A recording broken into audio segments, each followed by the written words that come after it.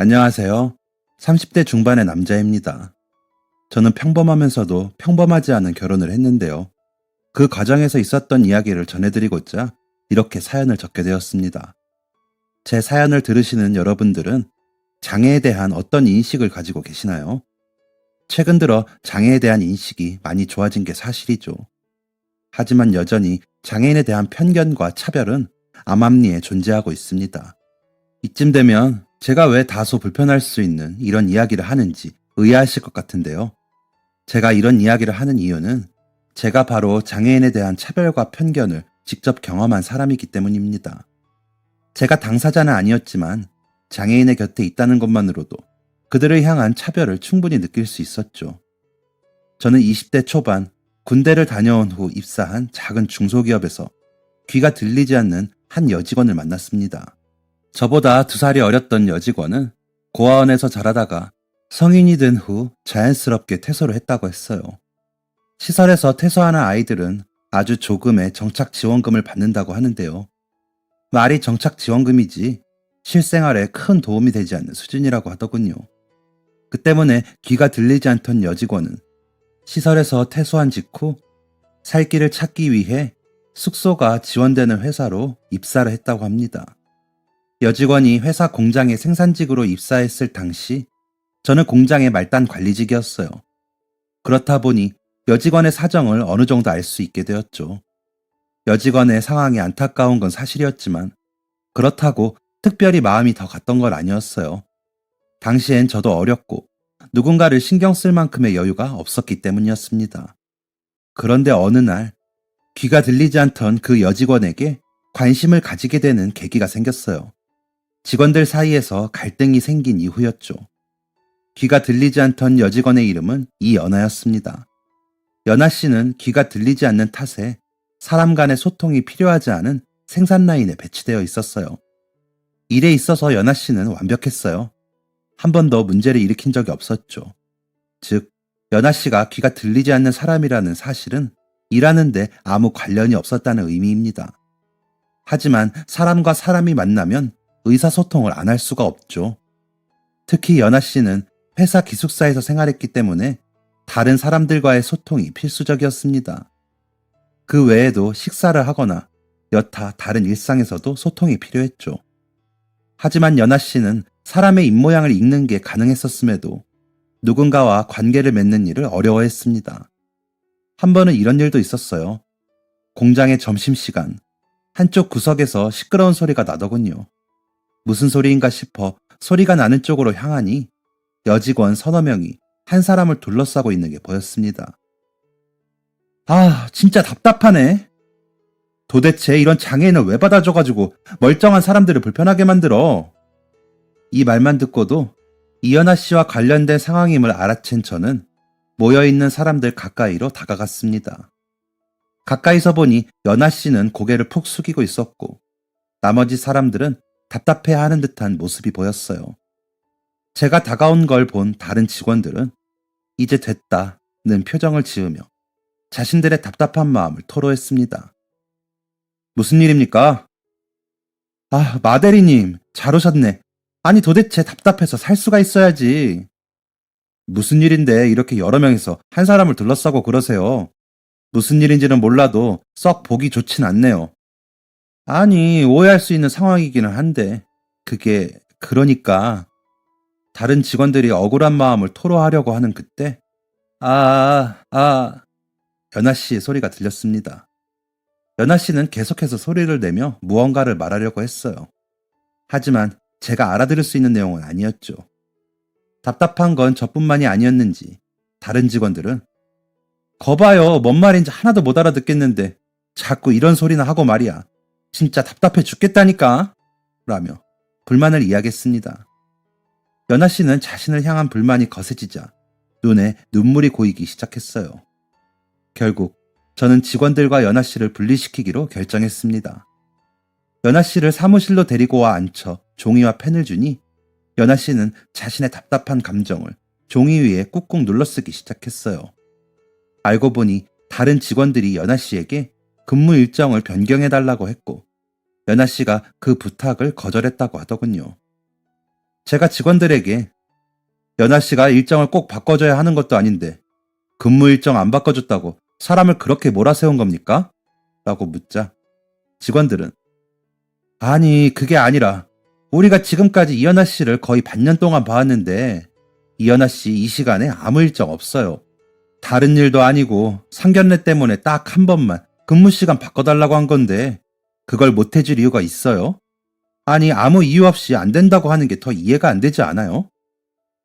연아 씨가 근무 시간을 바꿔줘야 하는 의무는 없지만 확실히 이유 없이 거절하는 게 쉽게 이해가 되진 않아서 연아 씨를 바라보고 있는데 연아 씨는 다시 한번 열심히 종이에 글씨를 썼습니다. 왜 제가 일정이 없다고 그렇게 확신하세요? 일이 있어서 일정을 못 빼드린다고 한 건데 그 이유를 굳이 아셔야겠어요? 그러자 직원들은 분개하며 말했습니다. 아니 이연아 씨가 친구가 있어요? 가족이 있어요? 무슨 약속이 있어서 안 된다고 하는 거면 무슨 일이 있는 건지 말이라도 해보라니까 그러네?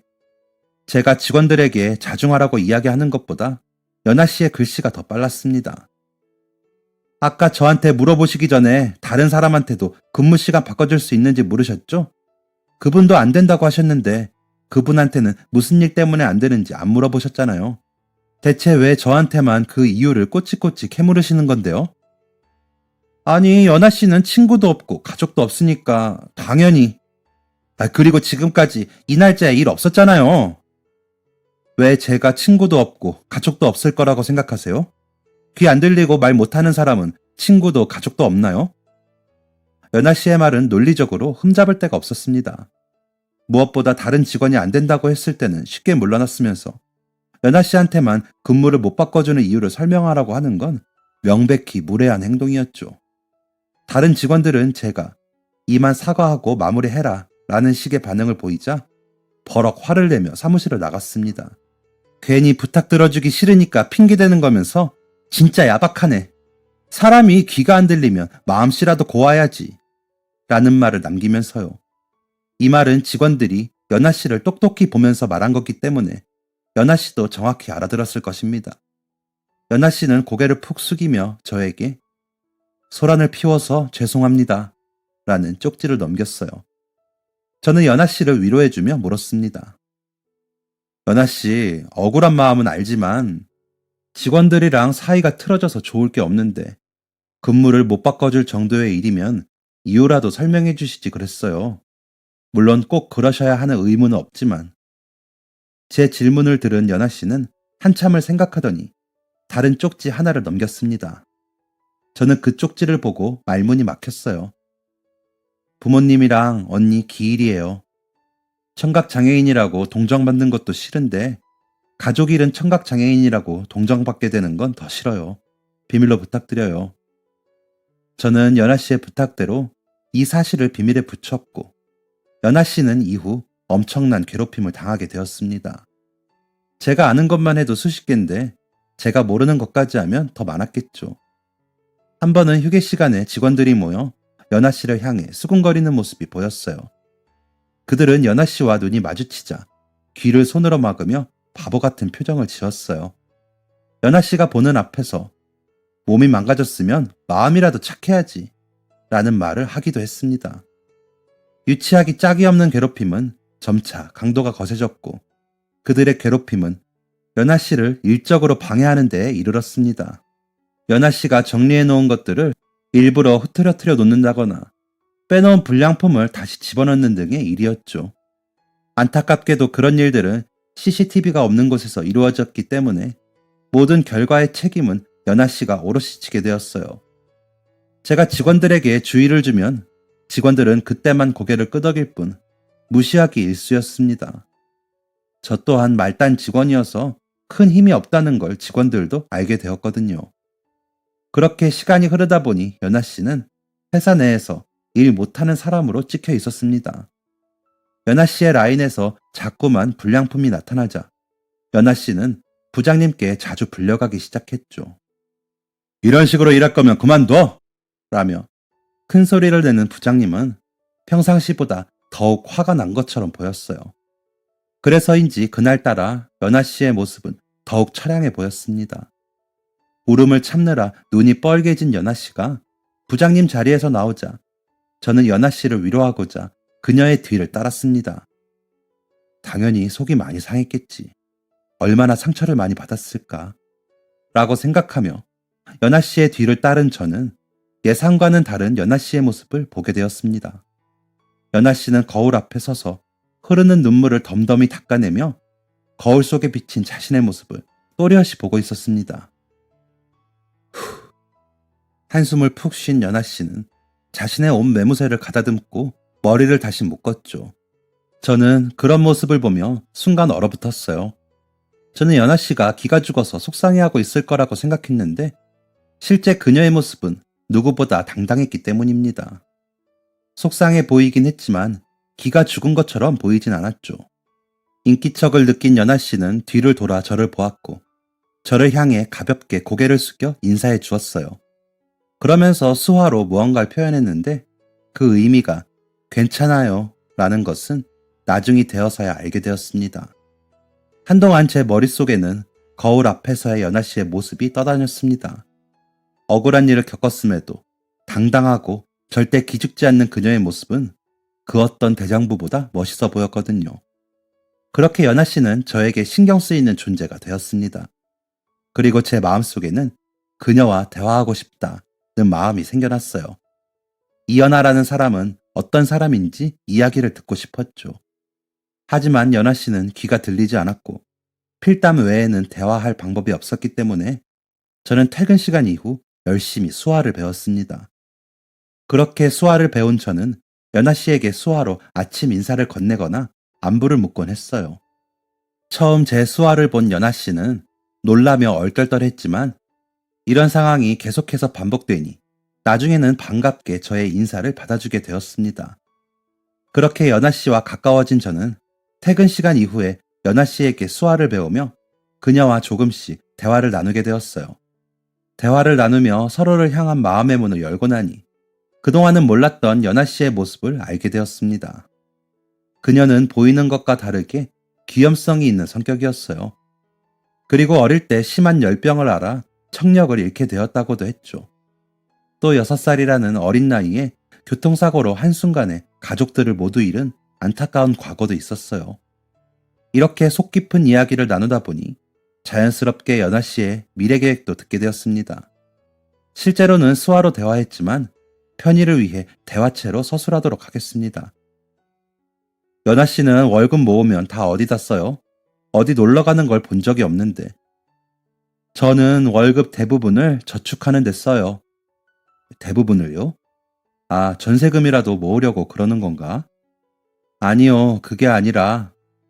연아 씨는 잠시 머뭇거렸지만 이내 이야기를 이어갔습니다. 저 대학 가려고 등록금이랑 생활금 모으고 있어요. 대학이요? 네, 한 2년 정도 더 일하면 걱정 없이 대학 다닐 수 있을 것 같아요. 대학에 가서 공부를 하고 전문 지식을 바탕으로 자기 사업을 할 거라는 연아 씨의 눈빛은 반짝거렸습니다. 조금 터무니없는 생각이죠. 귀도 안 들리는 사람이 대학을 간다니. 사실 제 마음 한켠에도 조금은 터무니없다는 생각이 있었기 때문에 아니라고 말은 못하겠더군요. 그래도 해볼 거예요. 성공하든 실패하든 해보려고요. 후회 없이. 저는 현실 가능성이 있고 없고를 떠나 그저 연아 씨를 응원하기로 마음먹었습니다. 하지만 연아 씨가 계획했던 2년이라는 시간이 지났을 때 연아 씨는 눈물을 흘리며 재계약 서류에 사인했어요. 그녀가 시설에서부터 살뜰히 챙기던 동생이 인류대학에 붙었음에도 등록금과 생활금이 없어 대학을 포기할 지경이라는 소식을 듣고는 동생에게 그동안 모아둔 돈을 주었기 때문입니다. 동생에게 등록금을 준 걸 후회하지 않는다는 이야기를 하면서도 아쉬운 마음에 엉엉 우는 연아 씨를 한참 동안 위로해주고 달래주었던 기억이 나네요.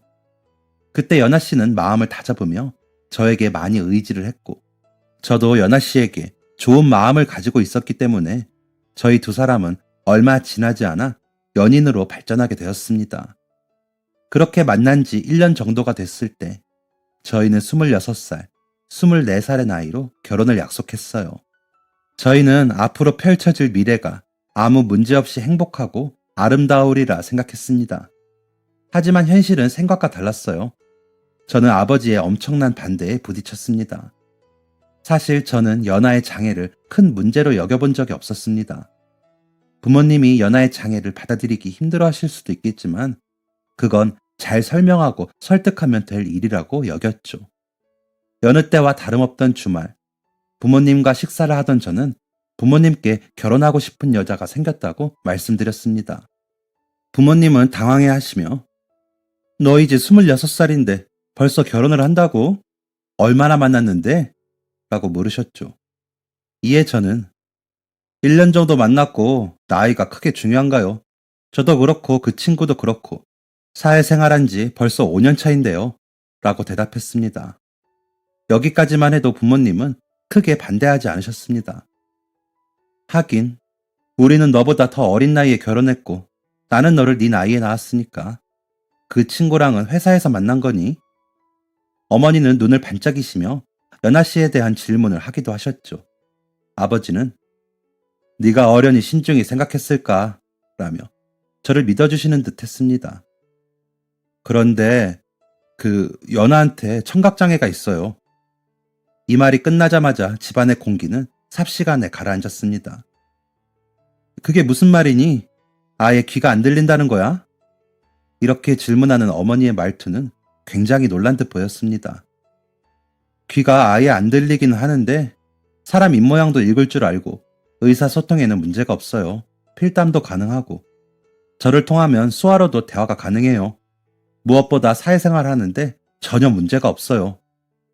실제로 그동안 연하는 귀가 들리지 않아 발생했던 여러 오해들을 모두 해소하고 회사 생활을 잘 해나가고 있었습니다.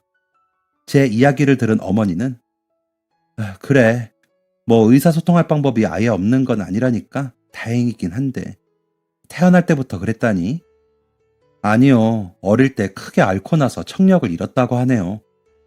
아이고 저런, 그 부모님도 얼마나 속상했을까. 그래서 부모님은 뭘 하시는 분들이래? 아, 왜? 무슨 일인데? 어릴 때 사고로 부모님과 언니를 모두 잃었어요. 시설에서 자랐고요. 가뜩이나 가라앉아 있던 집안의 분위기가 더 가라앉았던 건 제 착각이 아니었을 겁니다. 연하에게 장애가 있고 부모가 없다는 건 저를 괜히 작아지게 만들었어요. 저는 가만히 부모님의 눈치를 보고 있었고 아버지는 조용히 숟가락을 내려놓고 방 안으로 들어가셨습니다. 딸칵하는 소리와 함께 아버지가 방으로 들어가신 후 어머니는 저에게 조용히 이렇게 말씀하셨습니다. 네가 사랑해서 결혼한다는 여자가 장애가 있고 부모가 없는 거에 그렇게 눈치를 보고 있으면 어떡하니? 남들은 다 손가락질해도 너는 당당해야지. 네 엄마 아버지한테도 이렇게 눈치 보면서 이야기하는데 다른 사람들 앞에서 당당하게 그 친구 편을 들어줄 수 있겠어? 어깨 피고 목소리 당당하게 해. 그리고 그 친구 한번 데려와봐. 아버지는 엄마한테 맡기고. 어머니는 말씀을 마치시고 아버지를 따라 방 안으로 들어가셨고 저는 순간 제 모습이 너무나 부끄러웠습니다. 연하의 상황과 환경을 부끄러운 일인 양 떳떳하지 못하게 말한 제 모습이 부끄러웠던 것이죠. 조용히 안방에 귀를 기울이니 부모님이 무슨 이야기를 하시는 소리가 들렸고 그날 저녁 아버지는 제 방으로 저를 찾아오셨습니다. 나는 반대다. 네? 너랑 결혼한다는 친구가 부모 없이 자랐다는 건 괜찮다. 하지만 장애가 있다는 건 허락이 안 돼. 저는 당황스러움을 감출 수 없었어요. 왜냐하면 아버지는 장애인에 대한 차별적인 행동이나 말을 한 적이 단 한 번도 없으셨거든요. 당연히 무슨 이유가 있으시겠지 생각하고 장애가 있는 사람과의 결혼이 왜 안 되는 거냐? 라고 물었지만 아버지는 아무 대답을 하지 않으셨습니다. 그저 안 되면 안 되는 줄 알아라. 찾아보면 더 좋은 여자가 있을 거야. 라는 말만 남기셨죠. 차라리 아버지가 다른 이유로 결혼을 반대하신다면 이해했을 것입니다. 그러나 장애를 이유로 결혼을 반대하시는 건 정말이지 이해가 가지 않았어요.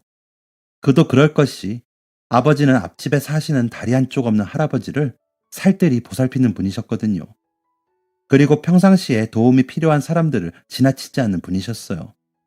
그렇게 이타심이 강한 아버지가 장애를 가졌다는 이유로 결혼을 반대하시다니. 당최 이해할 수 없는 상황이었습니다. 이 상황이 이해가 안 되는 건 어머니도 마찬가지셨어요. 아니, 한번 만나보고 판단해도 늦지 않을 텐데 네 아버지는 대체 왜 그러신다니? 어머니와 저는 한숨을 푹 내쉬며 알 수 없는 아버지의 행동을 이해해 보려고 애썼습니다. 그런데 아버지의 반대보다 더 큰 문제는 이 상황을 연아에게 설명해야 한다는 것이었어요. 아버지가 장애 때문에 결혼을 반대하신다는 이야기를 들으면 연아가 얼마나 큰 상처를 받을지 감도 잡히지 않았죠. 그래서 저는 이 사실을 애써 숨겼습니다. 그런데 연아는 지금까지 그래왔듯 자신에게 닥친 문제를 외면하지 않았어요. 부모님께 결혼한다고 말씀드린다며 어떻게 됐어? 저는 이 질문을 애써 모르는 척 하려고 했습니다. 하지만 연아는 제 눈을 똑바로 쳐다보며 말했어요. 몇 번이나 물어봤잖아. 이번에는 모른 척 하지 말고 대답해줘. 부모님이 뭐라고 하셨길래 그래?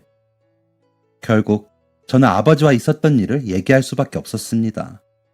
저는 당연히 연아가 매우 상처를 받으리라 생각했어요. 하지만 제 생각보다 연아는 더욱 단단한 사람이었습니다. 제 이야기가 끝나자 연아는 저를 바라보며 예상하지 못했던 건 아니야. 장애가 있는 사람이 가족이 된다는 건데 신중하게 생각하셔야겠지. 속상하지 않아? 괜찮은 거야? 괜찮지 않아. 속상하지. 내 잘못으로 귀가 안 들리는 것도 아닌데. 미안해. 이런 취급받게 해서. 오빠가 왜 사과를 해? 내가 감당해야 할 일이야. 속상하다고 울고 있을 수만 없잖아. 나는 오빠랑 결혼할 거야. 그러기 위해서 아버님 허락받기 위해 노력할 거고. 속상하지만 극복하기 위해 노력하겠다고 말하는 연아의 모습은 제가 처음 연아에게 반했던 그 모습이었습니다. 연아는 말로만 노력하겠다고 한 게 아니었어요. 저에게 아버지와의 만남을 부탁하기도 했죠.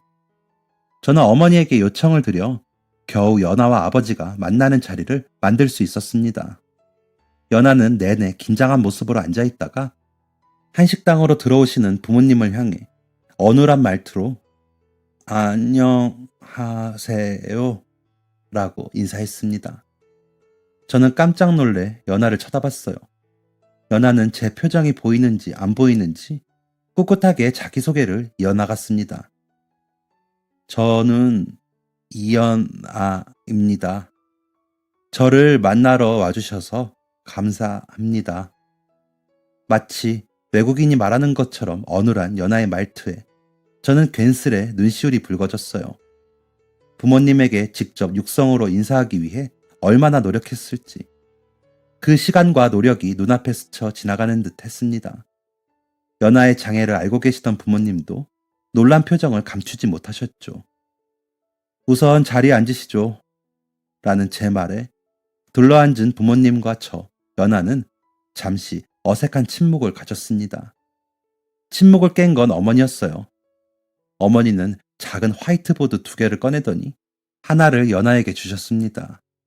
아마도 필담을 위해서였겠죠. 어머니와 연아는 화이트보드를 통해 이런저런 이야기를 많이 나누었습니다. 거기에 저의 부연 설명까지 더해지자 부모님은 연아의 인생을 많이 이해할 수 있게 되셨죠.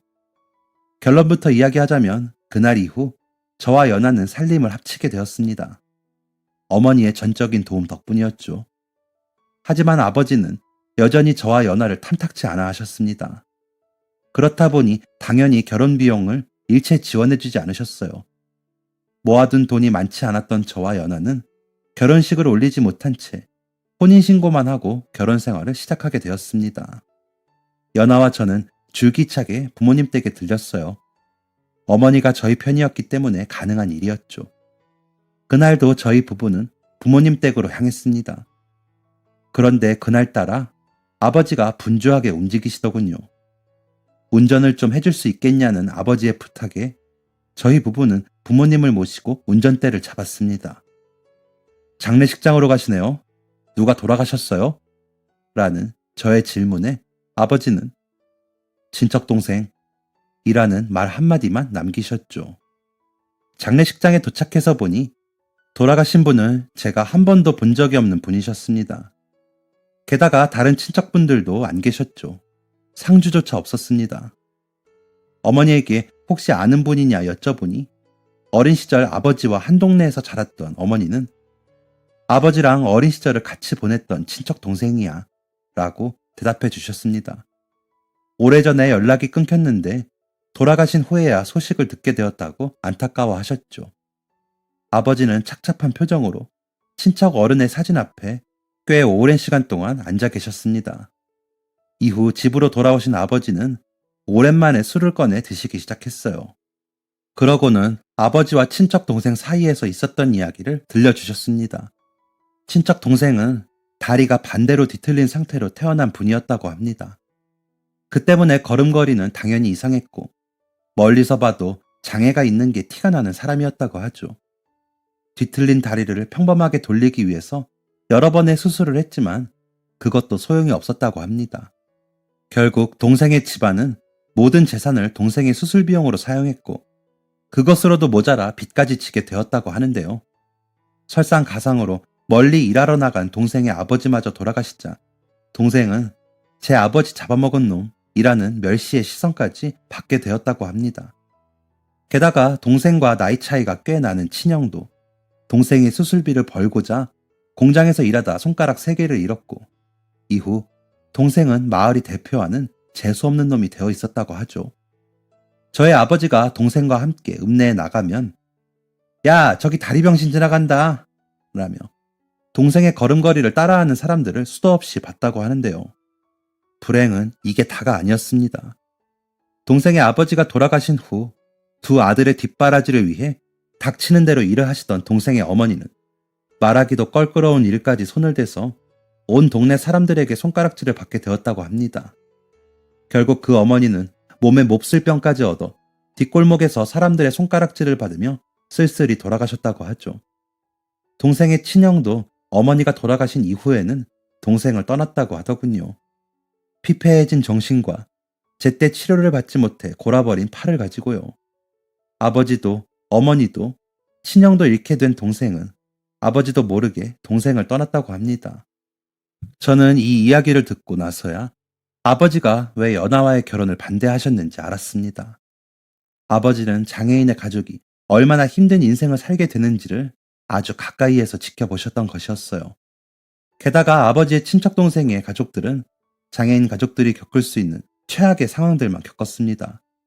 화목했던 가정에 장애인 자식이 태어난 결과가 이토록 참혹한데 그것을 지켜본 아버지가 연하를 반기기는 쉽지 않았겠죠. 아버지는 한참 동안 술을 마시다가 이렇게 말씀하셨습니다. 연하가 좋은 아이인 건 내가 안다. 그런데 여전히 탐탁치 않은 이유는 네가 고생할까 봐야. 아무리 연하가 좋은 아이라고 한들 내 새끼가 제일 귀한 건 누구나 그렇지 않겠니? 저는 말없이 아버지의 술잔을 채워드렸어요.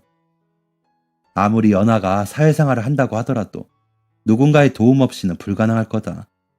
그리고 돕는 역할은 네가 되겠지. 연하랑 그 동생이랑은 다르다는 걸 내가 안다. 그런데 그래도 연하를 볼 때면 마음이 불편하구나. 미안하다. 아무래도 아버지는 제가 장애를 가지고 있는 연하를 일방적으로 챙겨야 할 것이라고 생각하시는 것 같았어요.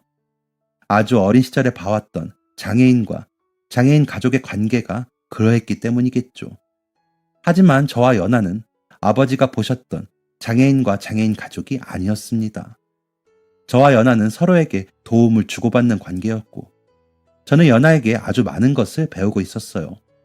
그래서 저는 그날 이후로 연하가 얼마나 강직한 사람인지 알려드리기로 작정했습니다. 하지만 저의 아내 연하는 항상 저의 행동보다 한 발 빨랐습니다. 연하의 진면모를 보여드릴 수 있는 계기가 생각보다 빨리 찾아왔던 것이죠. 장례식장에 다녀온 지 일주일 정도가 지났을 때였을까요? 연하는 저를 재촉해 부모님 댁으로 향했습니다. 어머니는 요 녀석들 또 왔네 라는 표정으로 저희를 반겨주셨고 아버지는 여전히 못마땅한 표정을 짓고 계셨습니다. 평소였다면 연하는 살갑게 어머니 옆으로 가서 애교를 부리거나 아버지에게 필담을 걸었을 텐데 그날따라 연하의 표정은 진중했어요. 저 또한 무슨 일인가 싶어 연하의 눈치를 살피고 있는데 얼마 지나지 않아 연하는 가방 속에서 얇은 서류 하나를 꺼내놓았습니다. 부모님 앞으로 서류를 쓱 밀어넣은 연하는 저를 보고 고개를 끄덕였습니다. 무슨 의미인가 싶어 얼굴에 물음표를 잔뜩 띄워놓고 있는데 순간 부모님이 화들짝 놀라며 서류를 내려놓는 게 보였습니다. 뭔데 그러세요? 이게 뭐냐? 웬 집 계약서야? 네? 연하가 꺼내놓은 건 신도시 건축 아파트의 계약서였습니다. 어안이 벙벙한 표정으로 연하를 보고 있으니 연하는 일전에 들어놓은 청약에 당첨됐고 계약금도 준비되어 있으니 도장만 찍으면 된다는 이야기를 하더군요. 너 혼자 이걸 다 준비한 거야? 라고 물으니 연하는 고개를 끄덕일 뿐 아무 말도 하지 않았습니다. 아버지도 어머니도 그리고 저도 평생 내 집 마련은 못하겠구나 생각하며 살던 사람들인데 갑자기 집이 생겼다는 이야기를 들으니 현실감이 느껴지지 않았죠. 모든 가족이 가만히 멍만 때리고 있자 연하는 저를 툭툭 치고는 이렇게 말했어요. 지금 어머님 아버님이 살고 계시는 이 집, 집주인 바뀌어서 계약 만기되면 나가야 되는 걸로 알고 있어. 내가 계약할 집이 평수가 꽤 넓어. 거기서 같이 사시면 좋을 것 같아. 우리랑 같이 사는 거 어떠시냐고 말씀드려줘. 저는 연하의 말을 그대로 부모님께 옮겼고 부모님은 당황해 하시며 아니 아무리 그래도 연하가 준비한 집이고 또 너희 아이라도 생기면 이라고 말씀하셨습니다. 하지만 연하는 또 다른 서류를 가방에서 꺼냈어요. 이번 서류는 제 손에 가장 먼저 들어왔고 저는 서류를 열어보자마자 기쁨을 감출 수가 없었습니다. 연하야, 너 합격한 거야? 연하가 꺼내놓은 서류는 대학 합격 통지서였습니다. 연하는 기뻐서 방방 뛰는 저를 진정시키며 대학 합격해서 당분간 아이는 못 가질 거야. 대학 졸업하더라도 아직 어리니까 임신에는 큰 어려움이 없을 것 같아. 나 드디어 대학 갈 수 있어. 집까지 준비했으니 이젠 걱정 없이 대학 가고 싶어. 저는 부모님에게 연하가 그토록 원하던 대학에 합격했고 대학에 다니는 동안은 아이가 없을 예정이니 그때까지만이라도 같이 사시는 게 어떻겠냐고 말씀을 드렸습니다. 그리고 연하가 과거에 대학을 갈 수 있었지만 시설 동생을 돕느라 대학을 한 차례 가지 못했었던 이야기도 말씀드렸죠. 어머니는 연하가 너무 기특하다며 연하를 끌어안고 한참을 눈물 흘리셨고 아버지는 여러모로 생각이 복잡해 보이셨습니다. 아버지는 연하의 대학 합격 통지서를 한참 동안 만지작거리시더니 굳게 닫힌 입술을 여셨습니다. 아가, 미안하다. 저와 어머니는 잘못 들은 건가 싶어서 아버지를 쳐다봤어요. 아버지는 연하의 눈을 보고 입을 크게 벌려 미안하다 라고 한 번 더 말씀하셨죠. 연하도 당황한 듯한 표정이었어요. 대체 왜 자신에게 사과를 하시는지 모르겠다는 표정을 지었죠. 이후 저희 가족에게는 매우 큰 변화가 생겼어요. 우선 저는 집안에서 완전한 찬밥 신세가 되었습니다. 누가 친자식인지 부모님은 저를 뒷전으로 하고 연하를 챙기기 바쁘셨어요. 우리 연하 대학 가는데 필요한 건 없다니? 라는 질문은 하루에 수십 번씩 듣는 질문이었죠. 연하는 집 계약하랴, 대학 입학할 준비를 하랴, 눈코 뜰 새 없이 바쁜 시간을 보내고 있었습니다. 그러던 중 아버지는 저를 비밀스럽게 부르셨습니다. 그러고는 연하 대학 입학하기 전에 결혼식을 올리는 게 어떠니? 라고 말씀하셨죠. 그러고는 싶지만 연하 대학 등록금이랑 집 계약금 생각하면 결혼식 올릴 만큼의 여유가 없어요, 아버지. 제 이야기를 들은 아버지는 기다렸다는 듯이 품에서 통장 하나를 꺼내주셨습니다. 부모가 반대하는 결혼했다고 안 주려고 했는데 이거 사실 너 결혼할 때 쓰라고 모아둔 돈이야. 연하랑 결혼하는 걸 반대한 건 내 실수였다. 이걸로 연하 드레스 입혀줘라. 그렇게 저는 아버지가 주신 통장으로 조촐한 결혼식을 준비할 수 있게 되었어요. 이 사실을 알게 된 연하는 그 돈을 받을 수 없다며 통장을 거절했지만 여자로 태어나서 드레스 한 번은 입어봐야지. 평생 그 사진 보면서 추억할 텐데 라는 어머니의 말에 마음을 돌렸습니다. 대신 아주 가까운 친지들만 초대하고 주례는 아버지께 부탁하기로 했어요. 그렇게 저와 연하는 교회에 있는 작은 교회에서 결혼식을 올리게 되었습니다. 차도 잘 다니지 않는 조용한 시골 마을에서 저와 연하는 신랑 신부 동반 입장으로 결혼식의 시작을 알렸죠. 신랑 신부 입장의 끝에는 어색하게 양복을 차려입은 아버지가 서 계셨어요. 아버지는 유달리 긴장한 것처럼 보이셨습니다. 평소 감정 기복이 없으신 아버지가 이토록 감정을 숨기지 못하시니 이상한 노릇이었죠. 하지만 저는 연하와 반지를 나눠 낀 후 아버지가 이토록 심하게 긴장하신 이유를 알게 되었습니다.